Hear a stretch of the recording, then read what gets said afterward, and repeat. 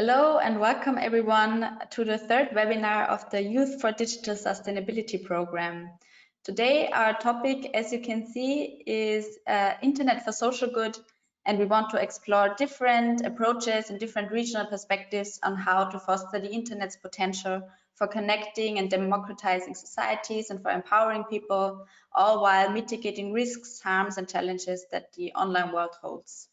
Before we dive right in, I might quickly introduce myself. My name is Elisabeth Schauermann. I'm a Policy and Communications Officer at the German Informatics Society, and I coordinate the Youth for Digital Sustainability project. This project is a follow-up to the process of the 2019 Global Youth Internet Governance Forum Summit, which we as the German Informatics Society organized last year here in Berlin. In this process, over 100 young people came together over several months in a decentralized way, and then also in Berlin on site to co-create the youth messages, which was a set of recommendations towards the stakeholders of the Internet Governance Forum. And this year we are focusing on the topic of digital sustainability, and I will tell you more about the program and the people who are engaged in it in a minute. But to kick this webinar off, I would like to, in the beginning, already give the floor to our guest expert today. It is my great pleasure to introduce to you Naung who is Chief Web Advocate at the World Wide Web Foundation and will offer us insights into her work, the objectives and goals of the Web Foundation, and how this all relates to building a socially sustainable internet. For the next few minutes, Naung, the floor is yours. We're looking forward to your input, and thank you for joining us. Thank you very much, Elizabeth, and everyone for having me. Hola, bonjour, buenos dias, everything. So my name is Naung. I come from the internet. And I will be speaking for the next 6 or 7 minutes over what the internet is to me and what it is to you and what it is to all of us. So that is very important. What is it to me? What is it to you? What is it to us? You need to be very careful not to mix the World Wide Web and the internet. The internet is the architecture, the technology that allows devices to speak to each other. The World Wide Web is the interface that allows humans to do things. So websites, most of the things we do on the internet are done through the interface of the World Wide Web. 31 years ago, Sir Tim Berners-Lee, he was young like most of you. He started working on a protocol that would allow human beings to link information. His goal was that if human beings were given this technology, they will do great good with it. So that's my first point today. What is internet to me? Internet, the World Wide Web to me, it is the tool that allows human beings to do greater good. That is the original version of Sir Tim Berners-Lee. What do we do on the web today? We raise voices. You have a problem, you want to shout, you want people to hear you, you want people to get together with you. So raising voices is one thing that the World Wide Web allows us to do. Information, gathering information, linking up information, using information, building on information. These are things we do on the web. The World Wide Web allows us to bridge divides between the old and the young, between the new and the next, between rural people and city people, between poor people and rich people, between educated people and uneducated people, between black and white, male and female, beautiful and ugly. The World Wide Web allows us to bridge divides. Is it bridging social divides? We still have a challenge in that. So my second point is, the World Wide Web was built to allow us to build bridges across our divides. Now, what is that to you and what is that to me? I'm an African woman living in Africa, and I'm speaking to you, younger people living in Germany or in Europe for that matter. My daughter is 25 years old. I have no problem communicating with you because the web allows me to do so. The other thing that the web does is to influence human capacity, human capital. We are using the web for school, for commerce, for banking. Most of the things we do today are done on the web. The United Nations has recognized the World Wide Web and access to the internet as an enabler to our rights. How many of you play games online? How many of you shop online? How many of you study online? So many things we do in the framework of human rights is actually powered by access to the internet on the World Wide Web. So rights and development enabler. What is the role of the Web Foundation? I would like to speak to three things, then I'll give you a few examples of what we do, and then I'm going to log off the voice and I will listen to you on chats where you can ask questions. So the Web Foundation was founded by the original inventor of the World Wide Web. The first thing we do is to raise evidence. We do a lot of research. We ask questions. We go places. We gather the evidence. So the first thing we do at the Web Foundation is evidence.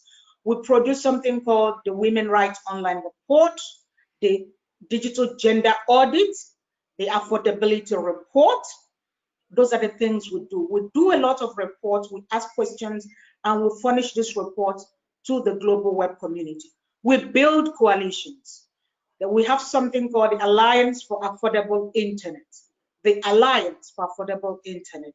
The Alliance for Affordable Internet organizes countries, stakeholders in countries to begin to talk to each other about how to better their digital development.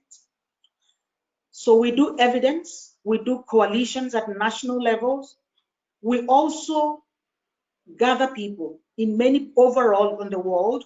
We host people for action, for policy change action. One of the things we do around this is digital cooperation. You must have heard around it. On the 23rd of September, the UN will be hosting a summit on digital cooperation with focused on young people. So I would like to hear your ideas around this. We do this for policy change. Do not forget what I said at the beginning, that access to the internet should be a good for all of us, should be something that will allow us to better ourselves, better our communities, better our world. But now we know that things are changing. It's no longer what it used to be. And my role as the chief web advocate is to call our attention to things that are no longer the way they used to be. We try to train people on digital skills, but then we know that responsibility is very important. Why do we cut internet access? Why do we not invest enough? Why do platforms not respect our privacy? Why are women facing online gender-based violence? We need to ask all of those questions, because if we don't face these challenges, we will not have the web we want. The most important message I want to leave for you today is that you need to look at something called the contract for the web. It's the same as the website, contract for the web. Read through it. There is a lot young people can do in it. Now, at the Web Foundation, our board has asked us to do more with younger people. And that is the reason why I have put a very important meeting by the side to come and speak to you. Tweet at us. We are at Web Foundation, and my first name, NNA, is also my Twitter handle. I would like to hear from you. What do you think the Web Foundation can do with young people? What do you think young people can do for the World Wide Web, so that together, yourself, myself, the Web Foundation, all of us can build the web we want? I will listen now. Thank you. Thank you very much, Nena, for your insights, and everyone who is listening in, and also the working group members. You have heard Nena. If you have ideas and want to reach out, you can do that on the web and over an extended period of time, because we're working together in a very holistic way, hopefully. Nena is now on mute because she's in another meeting, so I will take the next few minutes to say a few words about the Youth for Digital Sustainability program and the people in it, and then we will hear more from the working group members and what they are working on, hands-on, what they are doing as young people to make the internet a more beneficial place for as many people as possible. So as I said before, the Youth for Digital Sustainability program kind of came out of the 2019 process surrounding the Internet Governance Forum, which took place here in Germany. So we could, as a host country initiative, really engage young people, and we got a lot of support for that. And the Ministry for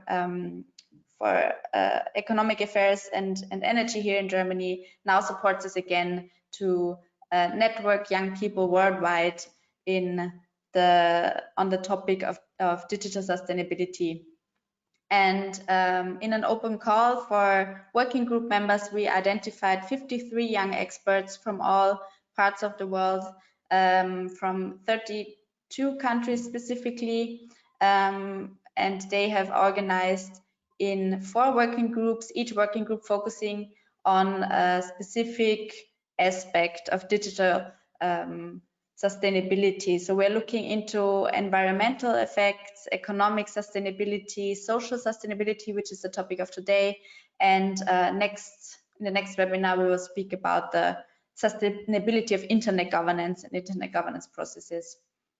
What we want to achieve, apart from having these webinars, which are kind of a moment for us to gauge what is going on and what different people are doing, and also hear from you what your ideas are. We are then entering a deliberative policy process where the working groups will draft messages and recommendations towards the stakeholders of the Internet Governance Forum, which takes place this year for the first time in a fully virtual way, and is supported by the IGF Secretariat and would have been hosts and hopefully hosts of next year of the Polish government. So this is what we're gearing towards. You can see here our participants, so the people in the working groups doing the work, co-creating these webinars, and then also working on the recommendations and messages afterwards. They come from very different professional, academic, activists backgrounds. They come from different regions, and their expertise and experience in these diverse fields allow us to take a very holistic approach and have transdisciplinary groups of people working on questions that pertain to the topic of sustainability. You can see here, again, the 4 topical streams. For 2 of them, we already had the webinars. You can find the recordings on our website. And today we're talking about Internet for Social Cohesion. And our next webinar on September 14th is going to deal with Internet governance and the sustainability of its structures and processes. If you want to learn more about the program, you can go to our website. And I can also point you to our Twitter account where we also introduce all of the working group members. So if you're more interested who they are and what they're working on, you can check them out on the Twitter. Yes, with that being said, I can now proudly introduce you to the 15 young, bright minds who are part of the working group Internet for Social Cohesion, who are working on questions of digital inclusion, access, inclusive societies on the web and through the web. They're working on decision making and how different groups of people, not only young people, can effectively participate in internet governance processes, and they work on all kinds of different things pertaining to those questions. And the pictures you see here are Emmanuel, Kathrin, Johannes, Connie, Jessie, Franca, João, Eileen, Josephat, Ashwin, Kathrin, Mohammed, Nelly, Rashad, and Jan, who co-created today's webinar, and you will hear from them in a minute. And with this, I would like to bring to you one request that was that the working group specifically asked me to ask you, is to share your own ideas, questions, and statements in the chat with us. Due to our time limitations, we only have 60 minutes today. Not everything that you have in mind can be brought up in speaking, but after the webinar, I will hand over your contributions that you submitted in written form to the working group, and they can take that into consideration when they draft their recommendations and policies. So if there's something that you want to highlight, something that you want to question or point out, or an idea, a perspective that you want to share that maybe has not been covered today, please do so in written form. It greatly helps us, and especially the working group members who then go further with your inputs. And now, as we have already heard from Nena, I would like to give the floor to the giver of the first input of the working group members, which is Jean, working with Article 19 in Myanmar, and he is going to give us a 5-minute highlight of his work and what the specifics of freedom of expression in Myanmar are. So, Jean, if you could please unmute yourself, turn on your camera, then the floor is yours for the next 5 minutes. Hi everyone, I'm Jan from Myanmar. Sorry, I can access the camera because of the internet connection here. So I'm working for Article 19 in Myanmar, and generally my work focus on protections for journalists and human rights defenders, and expanding cyberspace and engaging the public in discussions around online hate speech in Myanmar. So like we work to pursue this goals through a range of advocacies, trainees, and campaign research and like a lot of activities. So now we are currently working on projects related to freedom of expressions and online speech, and as well as internet shutdown issues. So activists and journalists, they have been facing criminal charges for speaking out on like different issues related to conflict, religious tolerance, and corruptions. So and like press freedom is increasingly at risk because of the regular use of criminal charges against journalists and activists. So and also like a number of like restricted laws remains unchanged, and these laws undermine freedom of expressions in Myanmar. So we are contributing to like legal analysis of law and restricting freedom of expressions in Myanmar, and have been developed recommendations for legal and policies reform in Myanmar. Currently we are actively working on like a internet shutdown in Western Myanmar and leading the advocacy on this issue. So last year in 21st June, Myanmar's Ministry of Transport and Communications orders mobile phone operators to stop mobile internet traffic in 9 townships in Rakhine and Chin states in Myanmar. So this year June is the like a first anniversary of internet shutdown in Myanmar's Rakhine and Chin state. So in like generally in Myanmar, we access the internet like overwhelmingly through mobile phones. So and there's like internet shutdown has been like a severe impact on the ability so like everyone to communicate with each other and access information. So yeah, under like international standards, like a cutting of internet access like access to part of the internet is disproportionate with the right to freedom of expression and information. So it's like to address this issue, we published the policy briefings in Myanmar's internet shutdown in Rakhine and Chin states, and we developed advocacy strategies and approach together with the relevant key actors to restore the internet for like the undeserved communities like marginalized groups like Rakhine, Chin, and Rohingya, who are living in Rakhine and Chin states.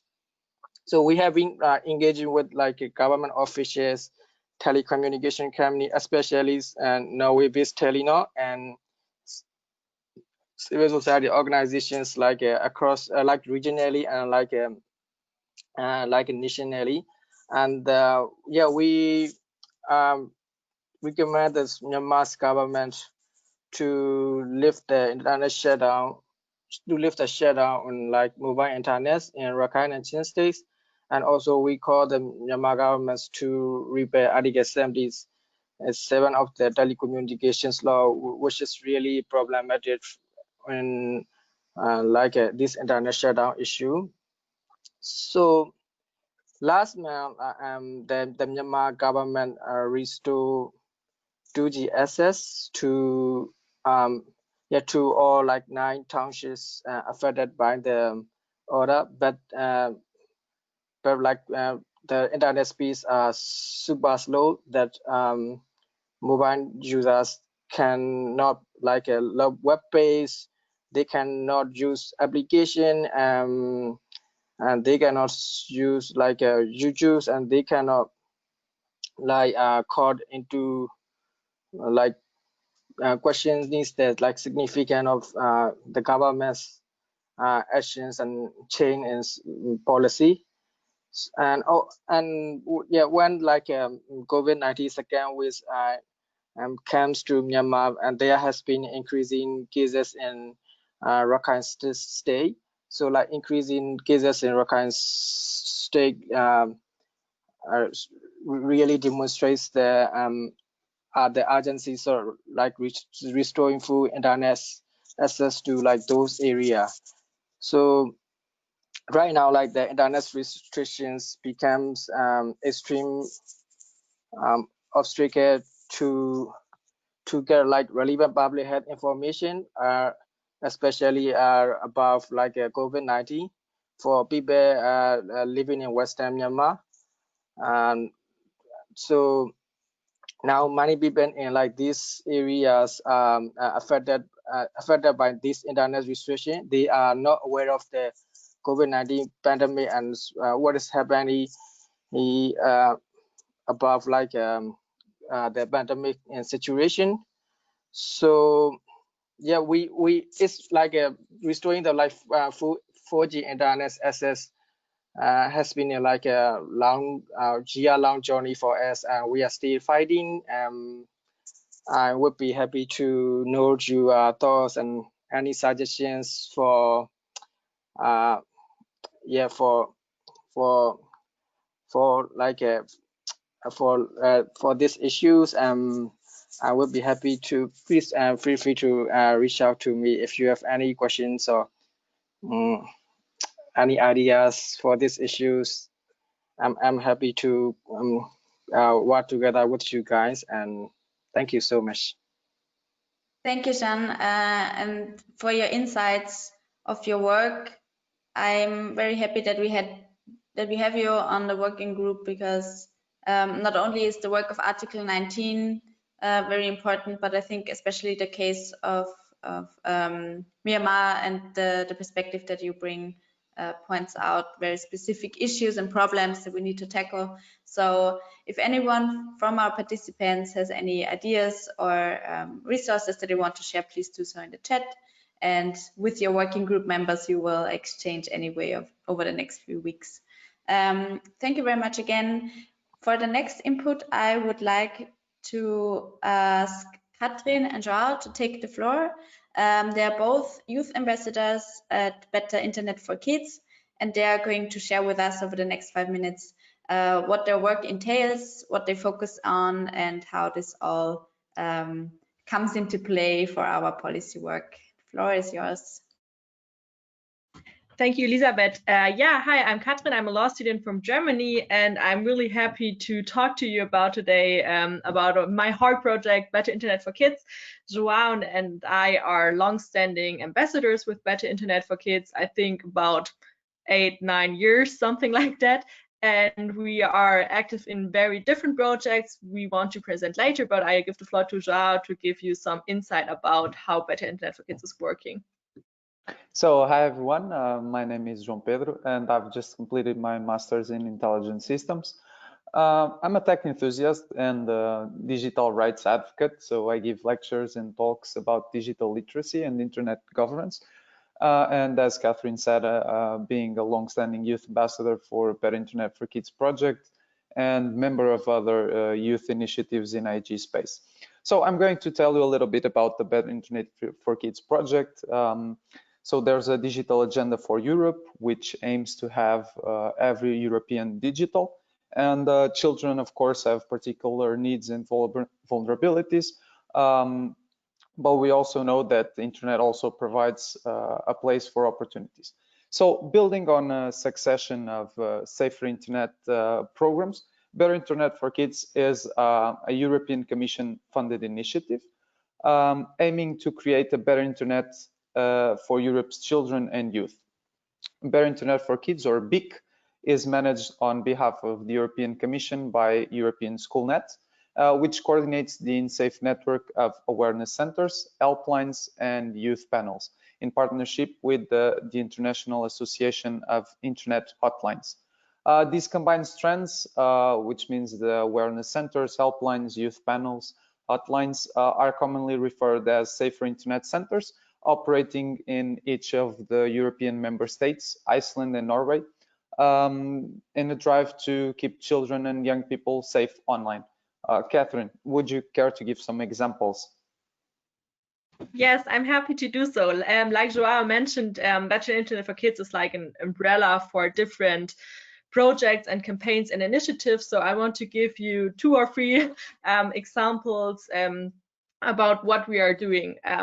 The first one is the Safer Internet Forum. The Safer Internet Forum takes place every year. This year, the theme will be creating an inclusive digital world for children and young people. And what is the Safer Internet Forum? Basically, we have a youth panel with young people from all the different countries within Europe, and we have participants from policymakers to researchers to law enforcement to the industry, all different stakeholder groups you could imagine, and we try to get their insights and interesting success stories in creating innovative solutions for different problems. If you care to see what we are doing, we have a lot of reports on our website. We will share the link later with you. Also, we started a campaign this year, which is called Pledge to Youth, where we try to not like create and not only talk about terms and conditions with our alliance members, to really sit down like at one table, or better at the laptop, but to really create ideas how we want to attack the problem that a lot of people don't understand, or a lot of young people maybe don't understand terms and conditions, and it's really hard to work with that. Also, we are very closely working with the European Commission, for example, in the process of the General Data Protection Regulation. And we're also having a nice session at the IGF this year, so you can join there as well and have a look at our website, where we have videos, helplines, research, and teaching material, all different stuff to get a better internet for kids. To wrap up, I think that this is clearly a best practice example because it touches on important pillars like education, digital inclusion, online safety. I'd like to mention that the structure and organization of the project helps maintaining a unified strategy and agenda, which is put in place by local teams, the Safer Internet Centers, that can contextualize campaigns and resources. So a further plus of the project is that includes firsthand in the whole process the target group, meaning young people have their say throughout the process and the decisions and hierarchical structures. So I think we can conclude, or we would like to conclude, that similar overall approaches can be put in place for other target groups and themes. For instance, in a strategy for digitalization of older population, and that is one of the lines we will pursue in these Youth for Sustainability recommendations for the IGF. Thank you. Thank you too for the insights on your work and on what Better Internet for Kids focuses on. I already saw a comment in the chat that someone's very interested in what you're doing. So if you have a link to share afterwards, we will certainly bring that on further. So for the next input, I would like to ask Jessie to take the floor. Jessie is engaged or has even co-founded, if I'm not mistaken, Streetways Uganda, which is an organization working with street children, and he is going to specifically talk about the project ICT for Kids. So Jessie, if you could turn on your camera and your mic to give your input, that would be amazing. And the floor is yours for 5 minutes.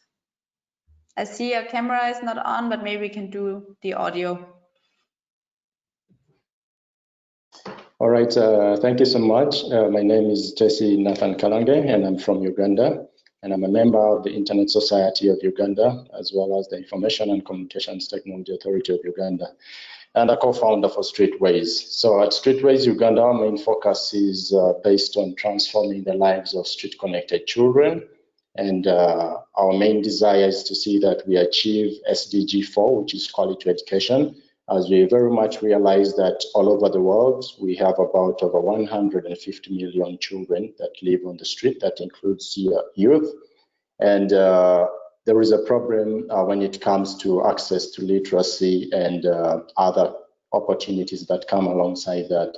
So we co-founded the organization to address an issue based on education, and we do offer sponsorships and scholarships for children that are interested in resuming their education, but that's specifically in the eastern part of Uganda. So as a student and graduate of ICT, it was a well-thought initiative for me to engage in something that could transform the lives of disadvantaged children and youth in my community. And together with other young people that are interested in community development, we came up with a project called ICT for Kids, which is embedded within our organization objectives.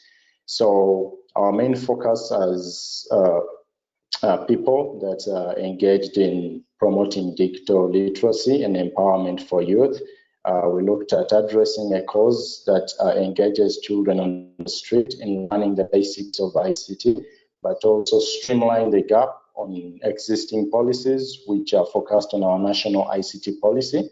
And this was also in partnership with coping up the crisis of homeless children. And we're doing this in line with Streetwise in Belgium that developed a web tool called Street Smart Play, where children and young people can be able to exchange different ideologies on how communities live, but this is in form of games. So they are able to play games online, but which focuses on cultural exchange mindset. And here, right away in Uganda, our challenge also comes in when we have to engage with different stakeholders. As you realize, a number of years, we do not see adjustments on the national ICT policy, which still also streamlines a gap within our secondary, primary, and higher institutions of learning. So while mitigating such kinds of challenges, our focus on our local community has been mostly streamlined with our local journalists and our local authorities, such as the district community development officers. And this is also giving us a step forward to organize for events such as an ICT and media roundtable. And so we are trying to bring in journalists to create in some more advocacy to see that our national ICT policy, which also contributes to our engagements on local level, is modified, and young people are quite represented much more, because there is actually a gap when it comes to this specific area. And not leaving that aside, our ISOC here in Uganda and the Information and Communications Technology Authority of Uganda, as we very well know, for the past 1.5 years, we had a policy passed on adjustment of seeing to it that the internet is taxed. So you have the over-the-top tax where citizens pay 200 shillings a day, 1,400 shillings for a week, and so on and so forth. So where you have 13.3% of young people between the age of 18 to 30 unemployed, and you actually have the internet, which is a necessity. It's a resource for young people to advance their skills, talents, being taxed, then we definitely realize that there is a big problem, that this is also part of our human rights abuse. Why would you tax the internet and make it quite expensive? So it also gives us a hard time in engaging in digital programs when we engage with young people on the streets, because we use computers, we use phones, we use all necessary gadgets. And so engaging in programs that boost literacy digitally becomes a little bit expensive and complicated, because then you cannot be able to achieve your goal. So while partnering or calling in for different partnerships, especially with the media spaces, we have at least been able to engage with over at least 30% of young people in our local community to engage more into promoting digital literacy for young people, but especially disadvantaged children. And so today it's actually a privilege for me to address such a kind of engagement with my fellow team members, and I believe that this is going to be a changing spot for it. Thank you. Thank you, Jesse, and especially found interesting that you pointed out that like your grassroots engagement and how you work locally with young children and young people is then directly challenged by a tax issue. So thank you for sharing, and I'm sure we can exchange more on that topic in the course of the next weeks, maybe even also today. But I would like to now give the floor to our next input, which will be delivered by Eileen, who is going to speak on her project WeAre and how she works through that on gender inclusion in digital spaces. So Eileen, the floor is yours. Go ahead. Thank you very much, Elizabeth. Well, I'm going to give a quick presentation of myself. I'm Eileen Cejas. I'm from Argentina. I'm the Regional Engagement Director for Youth SIG, also known as Youth Observatory. I'm also a member of the Steering Committee of the Youth Coalition on Internet Governance. I'm going to share, obviously, the links later. But now, speaking on the project, I'm happy to say that this project started last year. It was part of the competition that was run by the Youth Observatory, which was called the Creating Networks project competition. So we're in that competition, we were part of a network of youth initiatives where we could see on the map all the initiatives that were part around the world about this competition. And from that competition, we started this project that we call it Project WeAre, because we are thinking, okay, we can be a lot of things because we have different qualities, you know. So from that project, it was imagined to be a project on gender inclusion. So we were thinking at the beginning, sorry. So we have to see how to have gender inclusion for women and LGBTIQ+ communities. So taking into account that, we started this series of webinars. The first one was on the introduction to internet governance, then inclusion of women in internet, LGTB community in internet governance, and finally make advocacy for your digital rights. So after we ran this series of webinars, which took place in July and August of last year, we are happy to say that we were awarded at the competition as the most inclusive project of the competition. And also after the competition, we were able to share what we have been doing from this project at the IGF 2019, where we spoke at the CLX session, which was organized by the Internet Society. So in that session, we talk about how do you see the internet in terms of gender inclusion, where we discuss with attendees of the session, which you can see the first photo there, about how they see internet in terms of sharing online content, hate speech, and gender-based violence online. So also, we had the opportunity to speak at the Taking Stock session, which was at the last date of the IGF, when we read a statement about gender inclusion on internet.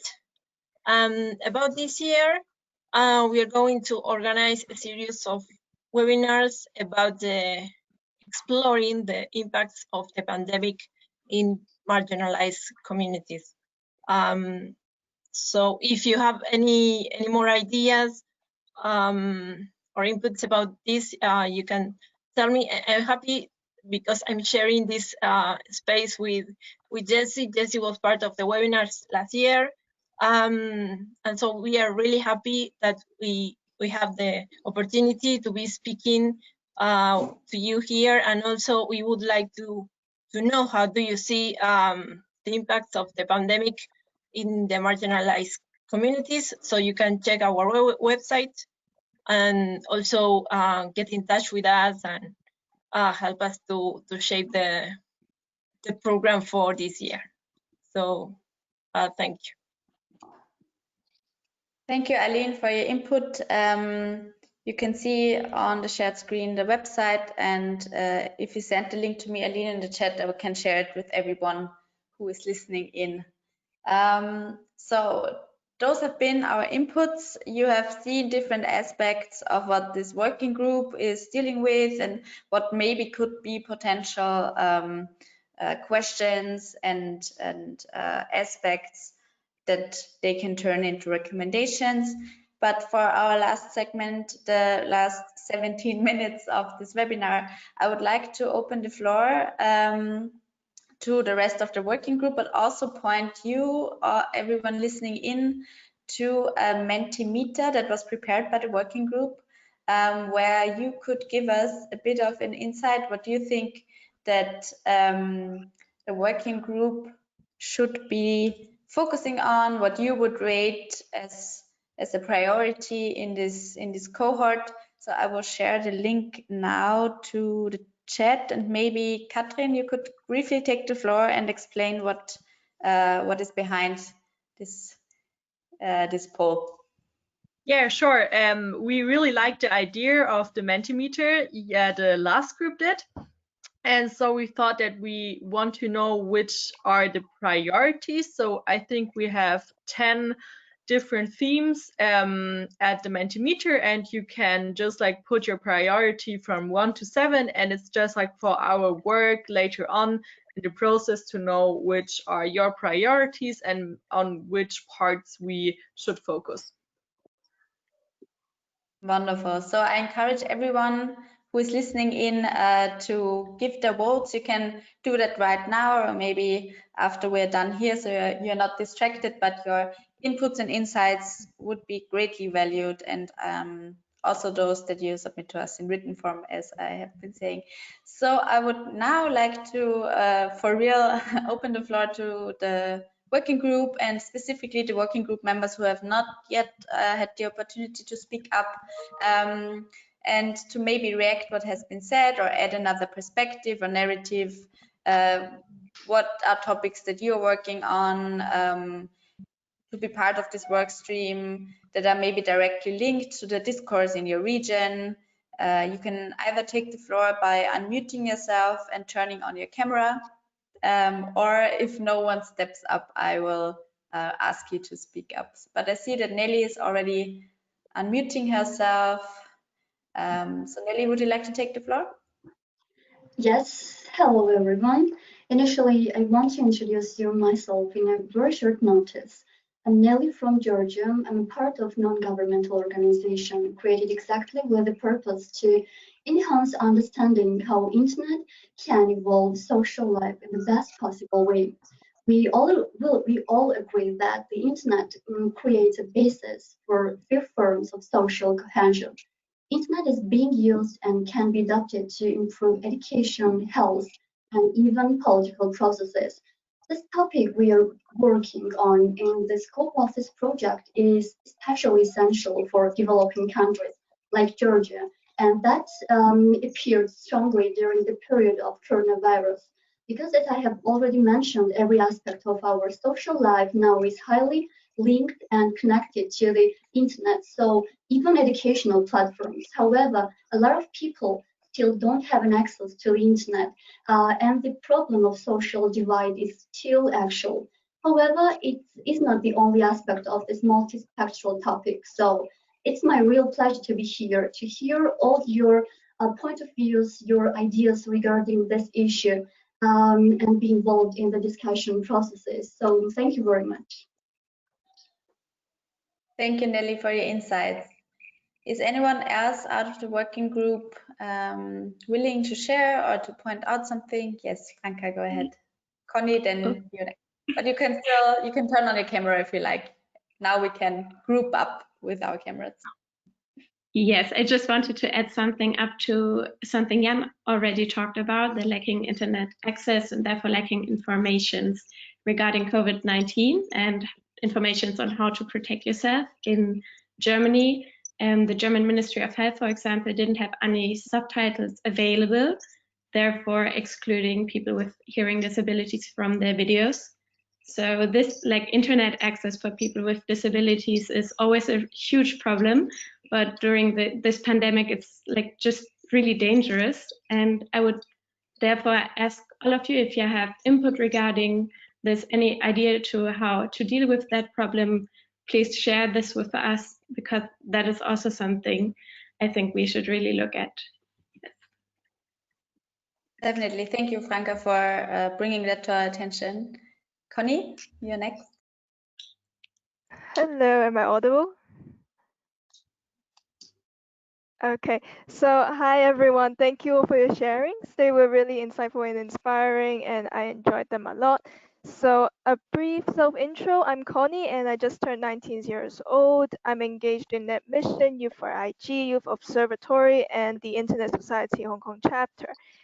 And so when we're talking about internet for social good and cohesion, the problem of the so-called digital divide, which hinders digital inclusion, happens not only in less connected societies, it also happens in some of the most internet connected cities, including Hong Kong, which is where I'm located in. And somehow, due to this characteristic of being very connected, certain groups within the community become increasingly neglected, and this digital gap widens because the majority wouldn't see this as a problem, and therefore it is also important to address this situation in order to create a more inclusive society. And a great method to achieve this is by engaging young people. And I've been working on a project with a social and charity institution in Hong Kong for about 4 years now, which involves high school students to promote digital inclusion among local digitally disadvantaged groups. including, for example, the elderly, the poor, and the disabled, via workshops or any other methods they think is best. And this project is more of a competition, which in this way motivates youths to come up with new and innovative solutions for various local digital divide problems. And so from this and from everyone else, it's obvious that us young people are a key to creating better, more democratic and connected societies as a whole. And I look forward to seeing what this working group will achieve. Thank you. Thank you, Connie, for your insights. It sounds like a very interesting project, and we will be happy to hear more about it when we continue working. All right, Kathrin, do you want to take the floor? Hello, Elizabeth. Hello, everyone. Thank you for this opportunity, and thank you to all that spoke earlier. It was really insightful, and I took a bit of notes too. So again, a brief intro. My name is Kathrin Anila, and I'm from Malaysia. I am the founder of Vanguards for Change, which is a youth-led NGO that focuses on promoting child rights advocacy and also focusing on digital resilience and online safety for children. Apart from that, I am also associated with Internet Society Malaysia chapter, and I am also with Childline Foundation Malaysia. I am also part of the youth organization of Child Helpline International.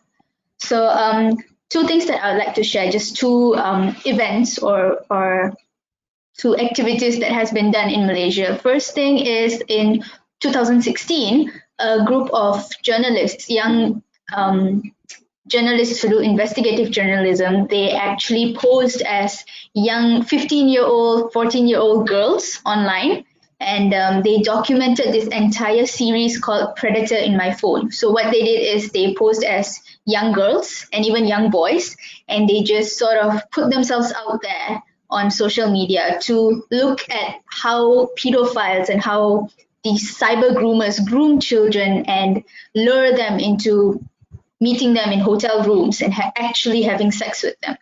So because of that, it actually created like a national movement where we started trending this hashtag called lobbying MPs against predators. So over 1 year of just a lot of activities, similar, just building up, what we did is we managed to lobby all of the members of parliament into pushing for a law against cyber grooming, because cyber grooming in itself was not a law, but rape was.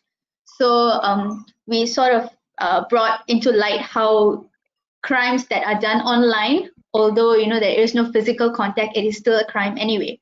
So right now, the good news is we actually have a special court just for child sexual crimes. So that is one thing that UNICEF also supported, and we were all part of it.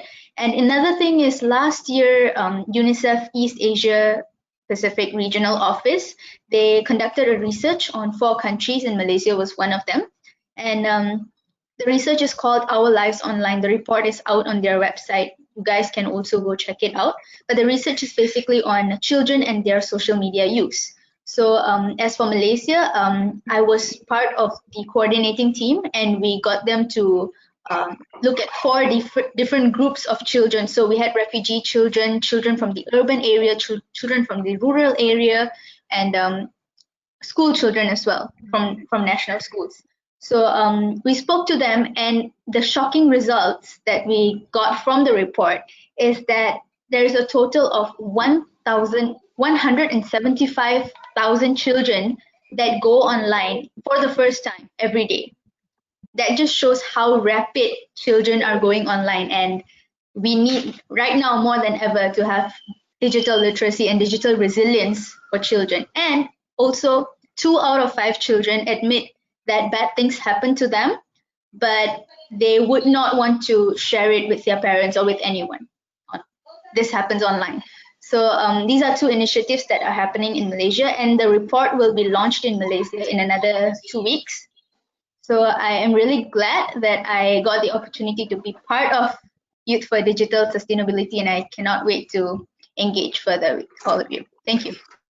Thank you, Kathrin, for sharing. And please make sure if and when the report is out that you notify your working group members so that we can take that into account. And thank you very much for pointing out how The your report, advocacy can. Sorry, the report is already out on the UNICEF website. You just have to search for Our Lives Online. It is already there. All right, perfect. Thank you. I see that Josephat is unmuted. So Josephat, would you like to take the floor for a statement? Yes. Can everybody hear me well? We can hear you well. Thank you. All right. Thank you so much. It was really great and very insightful to hear from all the other participants on the great work that they are doing, and specifically the work that is doing that projects here in Namibia. And I'm very much, interested into giving my input and contribution as well. Specifically here in Namibia, I work with an organization called Myint, which is Media and Information Literacy Learning Initiative, where we try to educate young people about the importance of media, how to analyze, how to access, how to create video content, and also sharing it on social media, as we believe that, through that, young people can be able to learn about online content and how to be part and parcel of the digital world. And surprisingly enough, I'm also glad that Nena spoke on the women's online report, because in Namibia, we also, through the Web Foundation, we launched the first ever Namibian Women's Rights Online report also, where we also saw that there's been less percentages of women who are being involved. There's been less laws that protects women online in terms of cybersecurity and so forth. So these are some of the things that we are working on, and just wanted to share them with you, and also to say that I'm very much willing to engage and also to share my inputs moving ahead with this initiative. Thank you, Josephat, for your report on the project that you're working on. I just posted a few links to the chat, which were shared by people that gave their inputs already. We are coming close to the end. I wanted to ask you, Kathrin, if you have the link for or if there are already submissions for your Menti, so that we could share so that I could share my screen, and then we can see if there's already a kind of feeling of the room of where to head.